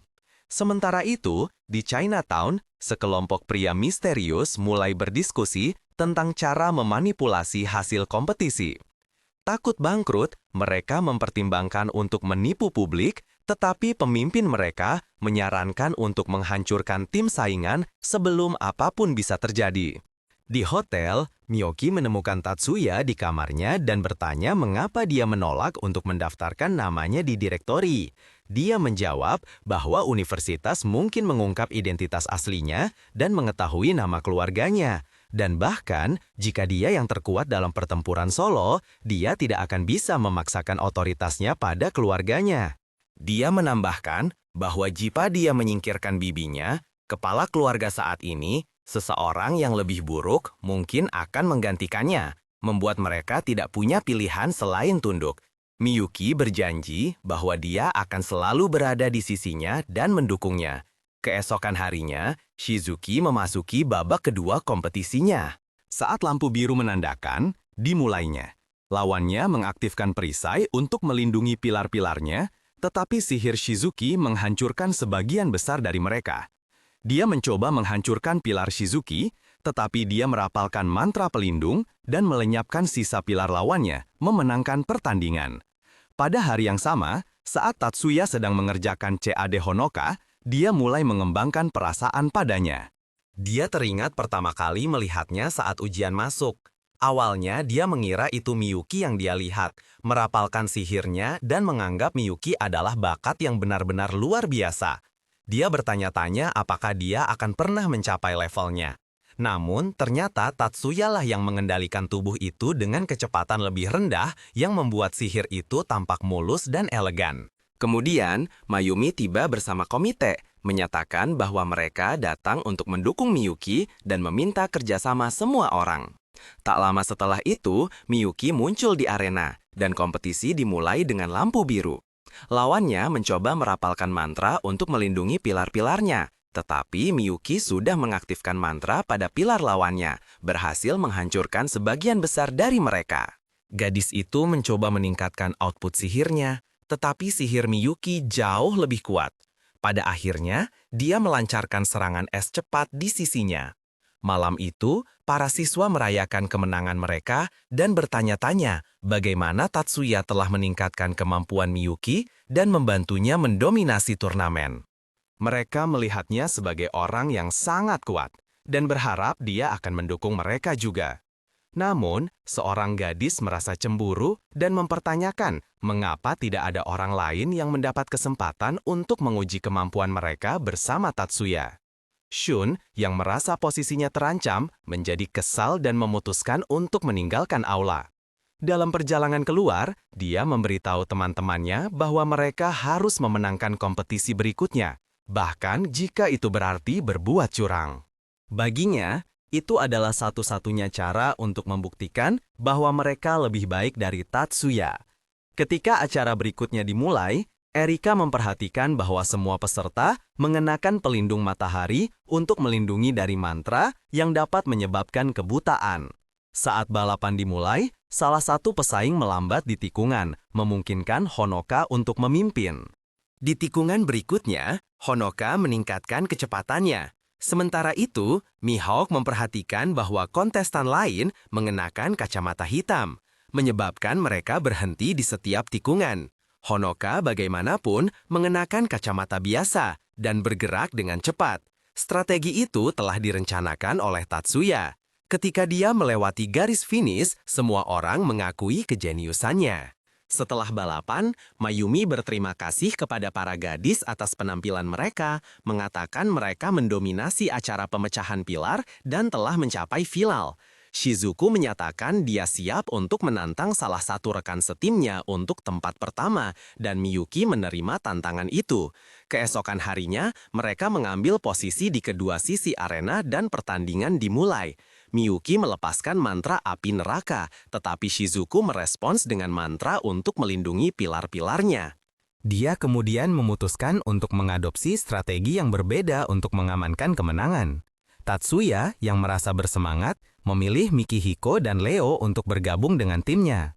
Saat pertandingan dimulai, Tatsuya merapalkan mantra di depan musuh yang melemahkannya, membuatnya terbuka untuk serangan cepat. Mari teringat, itu adalah mantra yang sama yang digunakan Tatsuya untuk menghentikan truk agar tidak menabrak bus mereka di jalan raya. Dia bertanya-tanya, apakah Tatsuya adalah penyelamat mereka hari itu. Di tempat lain, Tatsuya berhasil membuka blokade musuh dan dengan cepat melarikan diri, melewati alarm. Sementara itu, musuh mencapai Leo yang mencoba menembaknya dari tanah. Jauh di dalam hutan, Mikihiko melepaskan gelombang kuat pada salah satu pria, menyebabkannya lenyap seluruhnya. Tatsuya berlari cepat di antara pepohonan, mengaktifkan mantranya dan melompat dari pohon ke pohon. Ketika musuh terakhir tiba di lokasi pertempuran, Tatsuya merapalkan mantra pelemahan padanya, mengamankan kemenangan dalam pertandingan. Rekan satu timnya sangat terkesan dengan keahliannya. Dalam pertandingan berikutnya, Mikihiko mengaktifkan mantra siluman dan menemukan blokade musuh. Tatsuya bergegas masuk dan menembak batu di bawahnya, nyaris lolos dari serangan musuh. Ketika Leo berhasil mempertahankan sisinya, dia menebas lawannya dengan pedangnya, tetapi bel berbunyi menandakan babak kedua. Selama pertandingan kedua, batu-batu besar dilemparkan ke arah Masaki, tetapi dia menangkap dan menghancurkannya dengan sebuah mantra. Tim lawan hancur berantakan. Mereka meluncurkan batu, tetapi penghalang yang tumpang tindih menghilangkannya. Musuh mencoba untuk mengamankan kemenangan cepat, tetapi Masaki melakukan serangan balik dengan mantra yang kuat. Meskipun demikian, lawan tidak menyerah dan mengaktifkan mantra baru yang menghujani serangan badai. Masaki menghancurkan segalanya dan meniup mereka pergi. Tatsuya yakin bahwa Masaki dan Shinkuro akan mencapai final. Mengetahui itu adalah kesempatan besar bagi mereka untuk menang, Mikihiko bertanya-tanya apakah mereka benar-benar punya peluang. Tetapi Tatsuya menasehatinya untuk fokus pada lawan mereka yang akan datang. Ketika pertandingan gunung dimulai, Tatsuya memancing musuh ke arah air, berlari cepat melalui hutan, dan menembaki batu-batu mereka. Mikihiko memasukkan kode ke dalam perangkat lunak chatnya dan memenangkan pertandingan. Malam itu, Tatsuya bertemu dengan penasihat intelijen dan memintanya untuk mengungkapkan lokasi geng yang mencoba menyerang hotel malam sebelumnya. Terkejut, dia bertanya bagaimana dia tahu nama rahasia mereka. Dia mengatakan padanya itu bukan urusannya, dan menyatakan niatnya untuk melenyapkan mereka semua sebelum mereka menyerang timnya lagi. Saat dia menatapnya seolah-olah dia adalah kekasihnya, dia menyuruhnya untuk menyingkirkan wajah jeleknya dari pandangannya. Sementara itu, Masaki dan Shinkuro senang bahwa final akan berlangsung di lapangan terbuka. Masaki bertanya apakah mereka akhirnya akan menghadapi Tatsuya secara langsung, seperti yang selalu mereka impikan. Shinkuro menjawab bahwa tidak ada pilihan lain. Di dalam tenda, Tatsuya menyerahkan jubah ajaib kepada Leo, menjelaskan bahwa itu memiliki lingkaran pelindung yang akan membantunya merapal mantra dan bertahan dari peluru Shinkuro. Dia meyakinkannya bahwa itu sepenuhnya legal. Keesokan harinya, selama persiapan, Tatsuya mulai bertanya-tanya apakah timnya benar-benar bisa menang dan apakah dia punya kesempatan nyata untuk menghadapi Masaki dan Shinkuro. Miyuki muncul dan dengan percaya diri mengatakan kepadanya bahwa dia tidak akan pernah kalah dari siapapun, memperingatkan bahwa jika dia kalah, dia akan mencungkil matanya. Mitsuki memperhatikan roh-roh melayang di sekitar Mikihiko dan percaya kekuatannya mulai kembali. Saat kerumunan memenuhi stadion, alarm menandakan dimulainya pertandingan. Masaki meluncurkan mantranya, tetapi Tatsuya menghancurkannya seketika. Masaki terus merapal lebih banyak mantra, dan Tatsuya menghancurkannya tanpa ragu-ragu. Peluru-pelurunya memantul dari penghalang Masaki, tetapi keduanya terus bertukar tembakan tanpa henti. Amunisi mereka seolah tak ada habisnya. Mereka memutuskan untuk tetap pada strategi mereka dan memerintahkan cadangan untuk mengamankan monolit. Tatsuya menyerang Masaki dengan rentetan serangan. Mereka nyaris menghindari peluru tak terlihat dan setelah melihat sebuah lubang di tanah, mereka mengaktifkan mata misterius mereka. Saat Tatsuya merasakan mantra Masaki mengelilinginya, dia membalasnya tanpa mundur. Pada saat itu, Shinkuro menerjang Tatsuya, tetapi Leo mencegahnya. Ketika Shinkuro mencoba merapal mantra, Leo mengangkat tangannya dan mencoba menyerang, tetapi Shinkuro menghindar. Mengetahui peluru tak terlihatnya tidak akan menembus jubah, Shinkuro merapal mantra pertahanan terhadap ledakan saat dia menyiapkan yang baru. Mikihiko muncul di depannya menggunakan sihir ilusi. Ketika Shinkuro mencoba memukulnya, sebuah ledakan meledak di wajahnya. Shinkuro menyadari Masaki telah menembakkan peluru tak terlihat padanya. Jadi, dia menggunakan mantra untuk menahan Mikihiko ke tanah. Tatsuya mulai menyerang, tetapi Masaki mengintensifkan mantranya, melanggar aturan pertandingan untuk meningkatkan serangannya. Percaya dia tidak akan selamat, Tatsuya menembaki mereka satu persatu. Sambil mengisi ulang di udara, dia berguling di lapangan dan peluru tak terlihat meledak di sekelilingnya. Para siswa tercengang saat melihat Tatsuya jatuh. Masaki menyadari Tatsuya telah terluka parah. Sistem menunjukkan dia mengalami patah tulang rusuk dan kerusakan hati, dengan kemampuan tempurnya turun di bawah normal, tetapi mengumumkan bahwa pemulihan diri telah dimulai. Seketika itu juga dia jatuh di sebelah Masaki yang masih terkejut. Tatsuya menjentikkan jarinya dan suaranya bergema di seluruh arena, merobek gendang telinga Masaki dan membuatnya pingsan. Tatsuya juga terluka dan memutuskan untuk beristirahat sampai dia pulih di lapangan terbuka. Sementara itu, Shinkuro tertegun oleh kekalahan Masaki. Ketika diperingatkan tentang serangan terdekat, dia nyaris menghindari sambaran petir. Mikihiko senang melihatnya dan, setelah membawa Masaki pergi, dia memutuskan untuk menahan rasa sakit dan mengalahkan Shinkuro. Segera dia melepaskan klonnya melalui sihir ilusi dan mengaktifkan mantra kuat yang menyebabkan batu-batu raksasa naik dari tanah. Shinkuro mencoba melarikan diri, tetapi terbakar dalam prosesnya. Meskipun dia berhasil membebaskan diri, sebuah petir menyambarnya dari atas, menjatuhkannya. Mikihiko percaya mereka telah menang, tetapi Shinkuro muncul kembali dan melancarkan ledakan besar yang hampir membunuhnya. Untungnya, sebuah penghalang melindunginya dari ledakan itu. Ketika dia membuka matanya, dia melihat Shinkuro tergeletak di tanah, akhirnya mengamankan kemenangan. Di dalam tenda, komite sangat gembira atas kemenangan mereka, dan Mayumi sangat terkesan dengan keterampilan luar biasa Tatsuya di arena. Para siswa mulai bersorak untuk tim pemenang, dan Miyuki adalah yang paling bahagia dari semuanya. Pada saat yang sama, selama pertemuan lain, orang-orang misterius mengetahui bahwa tim mereka memiliki sedikit peluang untuk menang. Mereka berpikir solusi terbaik adalah menghancurkan kompetisi sepenuhnya. Salah satu dari mereka menyarankan untuk menyingkirkan Tatsuya dan teman-temannya di camp sebelum kompetisi dimulai. Miyuki mulai bertanya-tanya apakah mereka akan diserang lagi. Namun Tatsuya meyakinkannya bahwa dia akan selalu melindunginya. Di pagi hari saat kompetisi dimulai, para gadis mengaktifkan mantra mereka dan melayang ke langit untuk memeriahkan permainan. Rekan setim Miyuki mencoba mengaktifkan mantra hatinya, tetapi gagal, dan Miyuki melihat kesalahan yang jelas. Tiba-tiba, gadis itu mulai jatuh ke arah air, tetapi salah satu pejabat menyelamatkannya dari bencana. Tatsuya mempertanyakan kesalahan apa yang bisa terjadi pada saat itu. Kemudian teleponnya berdering dan Mizuki memberitahunya bahwa dia telah melihat sebuah jiwa meledak dari gadis itu. Setelah mendengar ini, Tatsuya menyadari bahwa mereka menjadi sasaran lagi dan menawarkan untuk menangani situasi itu sendiri. Miyuki pergi untuk memeriksa perangkat kompetisinya, tetapi sebelum dia tiba, pejabat itu mulai memeriksa perangkat itu dan mencoba menanamkan virus ke dalamnya. Tatsuya tiba-tiba masuk, menarik pejabat itu ke atas meja dan menuntut agar dia mengungkapkan niatnya. Pria itu menolak untuk menjawab ketika Tatsuya mencoba melenyapkannya. Pria tua itu memasuki tenda dan menanyakan situasinya. Tatsuya memberitahunya bahwa penyusup itu telah mencoba mencemari perangkat Miyuki.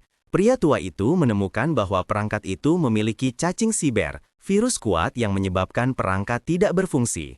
Setelah menyingkirkan penyusup, Tatsuya memberitahu Miyuki bahwa dia bisa menggunakan perangkat cadangan karena yang asli rusak. Pria tua itu menyatakan keinginannya untuk bertemu Tatsuya lagi, tetapi Tatsuya menjawab bahwa dia tidak punya waktu untuk merayap.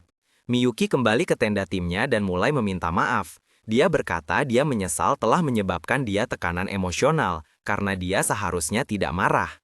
Namun, Tatsuya berpikir permintaan maafnya tidak perlu, dan mengatakan bahwa kemarahannya dimaksudkan untuk perlindungannya. Malam harinya, Miyuki menyadari bahwa dia telah membuat sedikit kemajuan di papan peringkat. Dia bertanya pada Tatsuya apakah dia bisa menggunakan perangkat terbang. Ketika babak baru dimulai, para gadis melayang ke arah cahaya. Setelah beberapa saat, Miyuki mengaktifkan mantra baru dan terbang di depan mereka. Semua orang bertanya-tanya bagaimana dia mendapatkan keahlian itu, tetapi dia mulai memotong cahaya dan terbang lebih tinggi. Pada akhir babak, dia telah memimpin secara signifikan di papan skor. Tatsuya sangat senang dengan kesuksesannya. Di markas naga, geng itu menemukan bahwa rencana baru mereka telah gagal, dan mereka pikir pilihan terbaik sekarang adalah menghancurkan kompetisi sepenuhnya. Mereka mengirim seseorang, dan ketika dia mencapai arena, dia mencoba menyerang salah satu pesaing, tetapi pesaing itu menangkapnya dan melemparkannya keluar dari struktur. Namun, pria itu berhasil mengaktifkan mantranya dan berguling di tanah. Ketika pemuda itu turun dan bertanya tentang identitasnya, dia menemukan bahwa pesaing itu mungkin seorang robot. Pria lain muncul dan bertanya apakah dia lebih suka dipanggil Tuan Robot untuk memanfaatkan serangannya. Pria itu mencoba menyerang pesaing, tetapi dia mendorongnya kembali dengan mantranya dan menginstruksikan rekannya untuk melakukan hal yang sama. Pada saat itu, mereka berhasil menahannya ke tanah dengan jarum listrik, memungkinkan rekan mereka, agen di atas, untuk menyelesaikan misi. Malam itu di arena, Miyuki mengaktifkan mantranya dan mulai mematikan lampu, mengakhiri waktu, dan menyadari gadis-gadis lain telah melakukan hal yang sama. Dia memperoleh mantra terbang dan mulai memotong lampu lagi. Setelah beberapa saat, salah satu gadis mulai kehabisan sihir dan harus mendarat, sementara Miyuki melanjutkan jalannya menuju kemenangan. Malam itu di hotel, para gadis merayakan kemenangan mereka, dan Erika bertanya-tanya apakah mereka akan memenangkan lambang target kedua. Di tempat parkir, konsultan mentransfer semua data tentang naga ke Tatsuya. Ketika dia pergi, dia memberitahunya bahwa dia akan memburu mayat-mayat itu. Agen itu masuk ke mobil dan mengatakan dia akhirnya menemukan geng itu dan berencana mengirim agen ke Komisi Sekuritas dan Bursa untuk menghormati hari ulang tahunnya. Malam harinya, seorang pria aneh muncul dan meminta pemimpin untuk memasukkan Tatsuya ke dalam klannya karena dia adalah orang buangan. Dia memberitahunya bahwa dia telah melatih ibu dan bibi Tatsuya ketika mereka masih muda dan ingin melakukan hal yang sama dengannya. Dia juga mengatakan bahwa dengan keluarga Yotsuba, Tatsuya akan menjadi begitu kuat sehingga mereka bahkan bisa mengendalikan 10 klan besar. Sementara itu, Tatsuya tiba di kota dan mulai menuju ke informan. Orang-orang misterius itu bertanya-tanya bagaimana cara menyingkirkan Tatsuya karena dia telah menjadi duri dalam daging mereka. Di atap, Tatsuya menunggu mereka ketika dia menembakkan senjatanya. Salah satu pria itu langsung pingsan. Yang lain bingung tentang apa yang terjadi, dan tiba-tiba generator listrik menghilang. Mereka merasa takut tentang apa yang akan terjadi selanjutnya. Pada saat itu, telepon berdering dan Tatsuya memberitahu mereka bahwa dia datang untuk membalas dendam. Sihir mereka menghilang dan generator listrik lain lenyap. Salah satu pria yang takut akan hidupnya mencoba bersembunyi di salah satu generator. Ditemukan bahwa serangan itu datang dari jendela. Salah satu pria memutuskan untuk mengambil foto seorang pria yang menargetkan gedung yang jauh. Ketika dia melihat melalui lensa, dia melihat Tatsuya tersenyum dan sebelum dia bisa bereaksi, sebuah peluru mengenai matanya. Salah satu dari mereka memerintahkan penggunaan generator listrik untuk menyerang Tatsuya, Tetapi mereka mengatakan itu tidak mungkin karena mereka tidak bisa mencapainya secara langsung. 2 generator lagi menghilang. Tatsuya berbicara melalui interkom dan mengatakan dia datang untuk memberi mereka pemakaman cepat tanpa pemesanan. Salah satu dari mereka mencoba menelepon untuk meminta bantuan, tetapi Tatsuya memberitahunya bahwa dia telah memutus layanan mereka dan pria itu segera menghilang. Seorang pria buta mencoba melarikan diri, tetapi menghilang sebelum mencapai pintu, hanya menyisakan 1 orang. Dia berkata dia akan mundur dan akan menjadi pengikut Kristus. Tatsuya menjawab bahwa ini adalah alasan favorit setiap pendosa. Dia berjanji kepada mereka bahwa geng itu akan diusir dari Jepang. Tetapi Tatsuya tidak yakin dan mengatakan bahwa hanya pemimpin mereka yang memiliki kekuatan untuk membuat keputusan.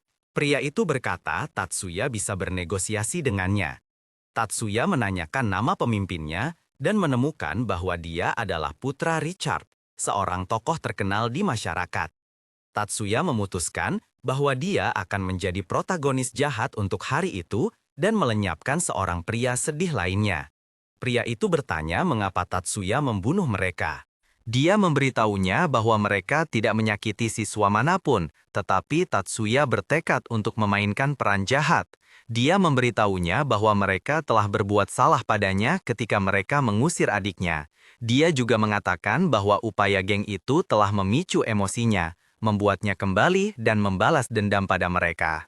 Keesokan harinya, Kudo dan timnya memulai babak baru kode tertaut dan membuat musuh mereka terkejut dengan listrik melemparkan mereka ke tanah. Sebuah alarm dibunyikan dan mereka tahu bahwa tim Kudo telah memenangkan kompetisi mereka. Miyuki melihat Kudo di babak baru dengan Molise dan Kudo sedang mempertahankan timnya dengan perisai yang tidak bisa dihancurkan, melemparkan musuh ke samping seperti anak-anak. Dengan itu dia mengamankan kemenangan timnya. Akhirnya, Miyuki dan rekan setimnya menerima medali mereka.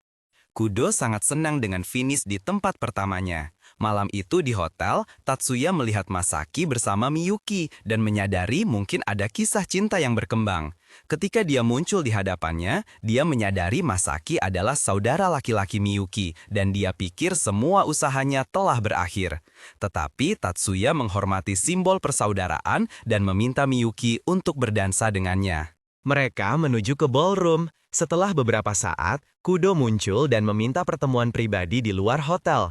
Dia meminta Tatsuya untuk bergabung dengan salah satu dari 10 klan besar, karena itu adalah satu-satunya cara untuk melindungi dirinya dari niat pemimpin klan.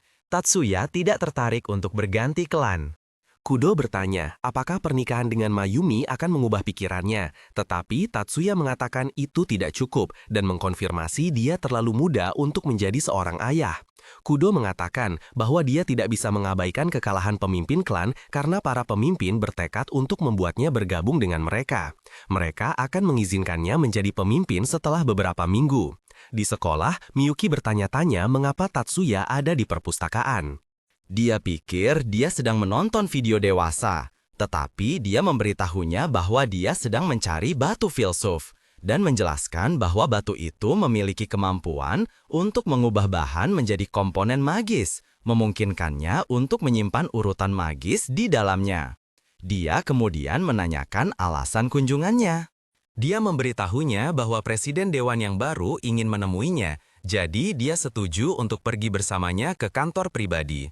Guru itu memberitahu Tatsuya bahwa mereka diundang ke kompetisi baru dan bertanya apakah dia siap untuk mewakili sekolah. Dia juga menyebutkan bahwa anggota tim terakhir telah tiba dan kemudian dia pergi. Ketika Tatsuya kembali ke rumah malam itu, dia bertemu Miyuki dan situasinya aneh. Dia menyadari bahwa wanita di luar adalah rekannya. Wanita itu, yang bernama Angelina, mengatakan bahwa dia ingin mendukungnya di markas dan memintanya untuk meninggalkan sekolah. Namun, Tatsuya mengatakan kepadanya bahwa dia tidak bisa meninggalkan adiknya. Dia mencoba mengatakan kepadanya ada orang lain yang bisa merawatnya. Tetapi, dia mengatakan tidak ada yang bisa cukup baik untuknya dan bahwa dia tidak keberatan tetap dalam perannya sebagai wali pribadinya selama sisa hidupnya.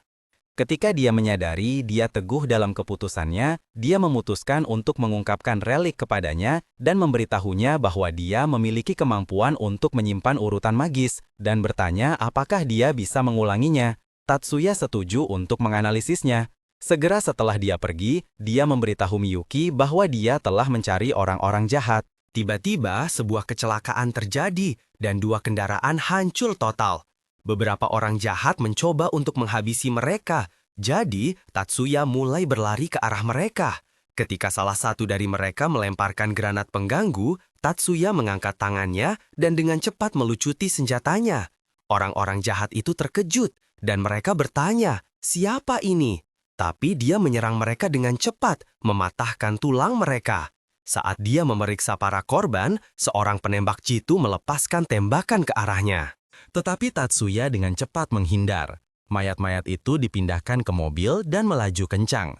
Menggunakan indera internalnya, Tatsuya melacak jalur peluru dan menemukan bahwa penembak jitu itu berada di atap yang jauh. Segera dia muncul di depannya dan menembakkan ledakan yang mengenai penembak jitu itu. Ketika dia kembali ke rumah, Tatsuya mengungkapkan efeknya kepada Miyuki dan memberitahunya bahwa dia telah ditugaskan untuk mengulanginya. Meskipun dia mengakui bahwa itu mungkin sulit, dia siap untuk mencoba. Dia juga memberitahunya bahwa dia bisa membuat robot magis untuk membantu mereka dalam perang dan bahkan dalam membersihkan toilet.